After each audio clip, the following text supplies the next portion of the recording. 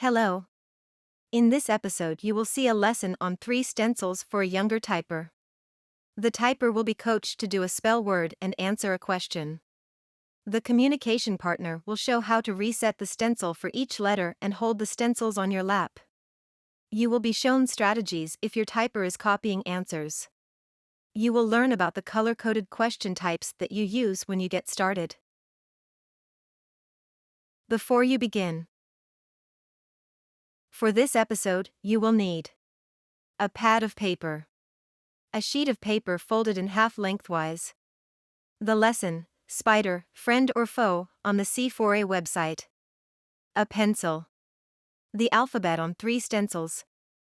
I know that we can have students who are as young as, say, 5 years old. So I think it would be great if we could do a lesson that would not be age appropriate for Elizabeth, but she'll be here as an example. But could you give us one that would be for a younger student? Okay, sure. Lesson on 3 stencils for a young typer.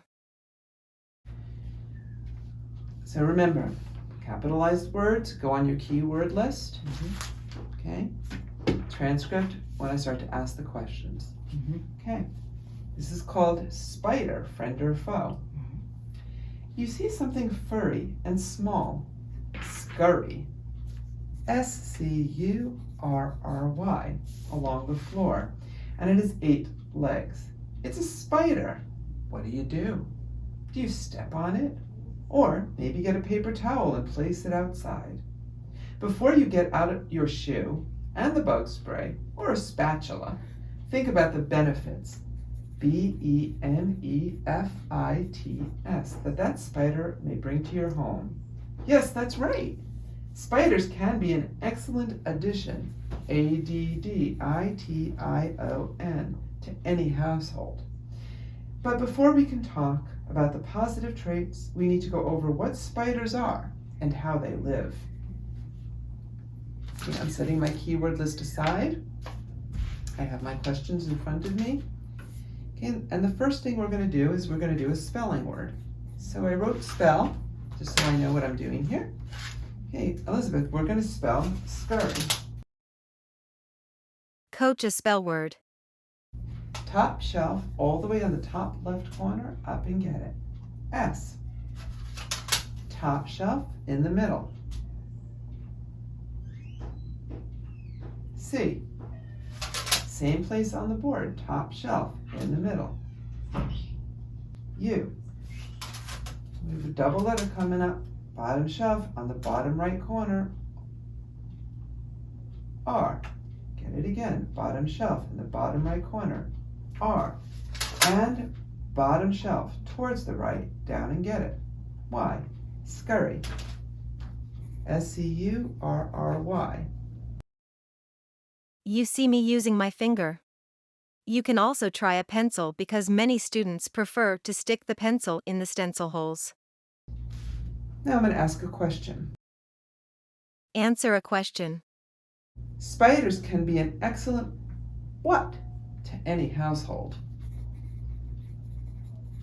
So you're now writing that That's question. Right. Okay. Just so I know that I asked it. Okay, so I wrote down, spiders can be an excellent blank to any household. Top shelf, upper left corner. A. Top shelf, upper right corner, all the way. D. Get it again, all the way. D. Bottom right corner, move your eyes. I. ADDI. Top shelf, towards the left. T. Bottom shelf, towards the right, all the way. I. Bottom shelf, downstairs, towards the left, get your eyes downstairs. And O. Bottom shelf, in the left-hand corner. N. Addition. Reset stencil for each letter. You lifted the board up if there were 2 letters on the same board to sort of reset the person to say, okay, there's another letter that you have to hit. Okay, when you lift the board, people call it either an eye reset or a reset. Mm-hmm. It's kind of like a little eye break. Yes. Okay, and in the beginning, I have mainly not for the student, it's mainly for the CP. Mm-hmm. The CP has to reset themselves. Mm-hmm. You notice that I moved slowly, Yes. methodically, I never rushed. And when the board comes up, I have time to think, what do I want to say and do now to help this non-speaker successfully get to the letter that we need to get to. Mm-hmm. So if I'm looking here at the J, the board is up, I know it's on the left.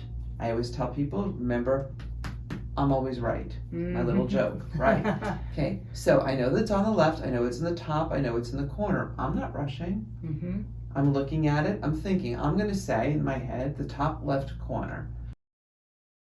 It is important for you to stay calm and not feel rushed because we feed off your energy.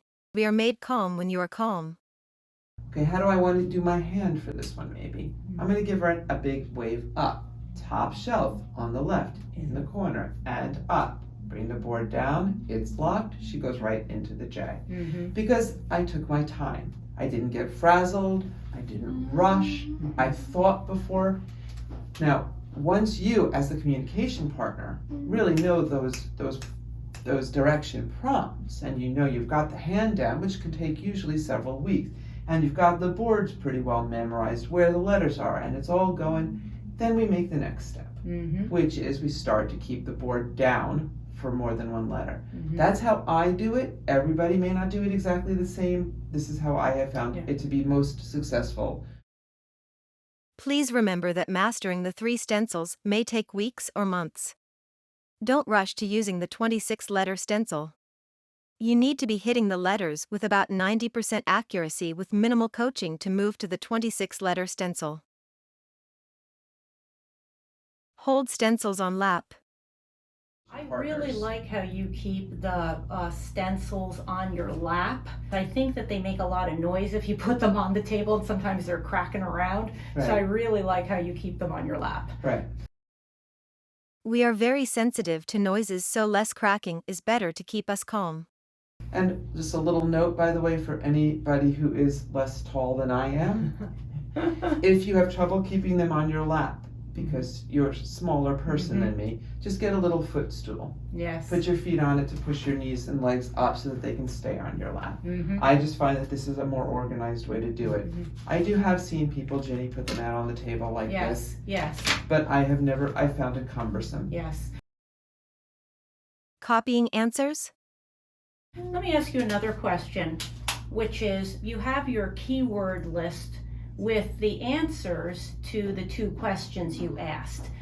Is it important for the communication partner to keep them out of the sort of view so that they're not just sort of copying those letters that they see over there? Actually, a great question. I have had several students who are really quite proficient copiers. Yes. So, again, when I assess a student, I will determine that. If you know that your child can copy, okay, just tuck it under. Tuck it under, right, because we're not... And even cover this like this. Yes. And when you need to look, you can peek. That's right. So we want to make sure people understand that we are not testing that they can copy something that's written down, that they're looking at the words. If you think that they are, cover them up, because that's not what we're doing. We're trying to coach the motor and they know the words. But oftentimes in schools, they have been told, oh, this is your typing practice and copy words. So they're used to doing that. Right. So it's not like they're trying to cheat. It's just that's what they've been taught in the past. That's exactly right. Yeah, yeah, you're absolutely spot on. Yeah. So. Many of us love words and looking at words. Typers, you don't want to copy the words because you are practicing the cognitive skill of retrieving words from your brain and the motor movement to type them. Okay, well, terrific. I really like that this is a younger person's lesson, that we try to do everything that's interesting and age appropriate, and we have lessons for all ages on the website. So wanted to make sure people saw that. Color-coded question types. Now, you asked Were they two green questions or are they two different colors when you just asked about They were spell? only green. Only green. So in the very beginning, they should focus on green. Is that correct? Only green. Only and purple. green. And what is purple? Numbers. Numbers. Okay, so if you're asking a question that's like, what age did somebody do something, and then This you could one bring has out, how many legs does a spider have? and you could bring out the number board then. Correct. Okay, terrific. You will only do green and purple questions while you are on 3 stencils because there is only one right answer for each of these questions and your CP needs to know what stencil to show you. You will see other question colors on the lessons. Ignore them for now. We will get to them later. In this episode, we hope you learned the basics of doing a lesson for a younger typer on 3 stencils. We discussed how capitalized words are keywords. Keywords are written on a keyword list and lesson questions and answers are written on a transcript. Only do green, known, and purple, number, questions. We showed you 2 types of coaching in this episode. A hand gesture, which is a flat hand movement toward the letter. Verbal directions such as up, down, left, and right. We showed how the stencil reset is important for both the typer and the communication partner. Please use 3 stencils until the typer has approximately 90% accuracy with minimal coaching. Because this episode is best viewed with the next one before starting to type, we will ask you to take a vigorous walk outside for this exercise. In fact, we would recommend you do a vigorous walk before every typing session to get both of you more regulated.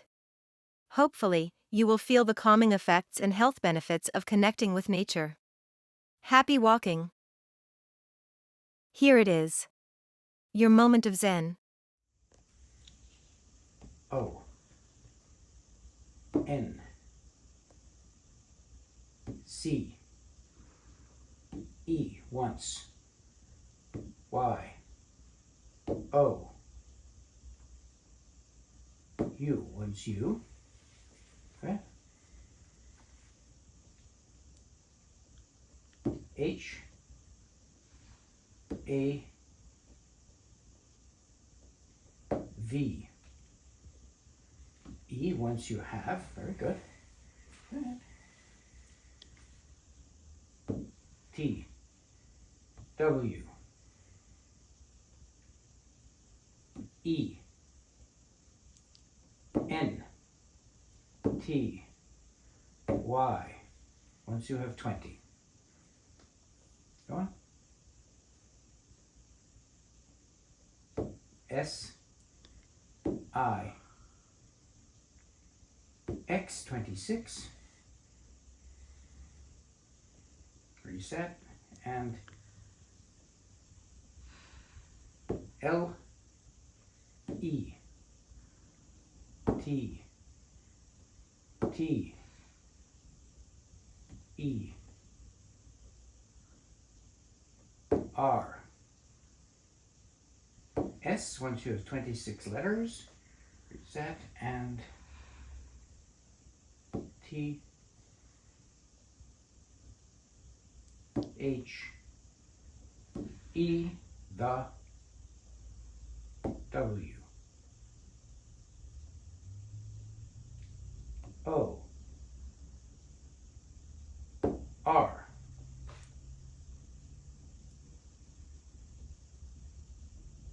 L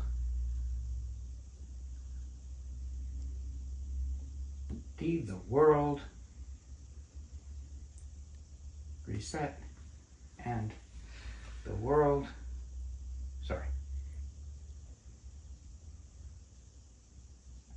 I S the world is Y O U R S.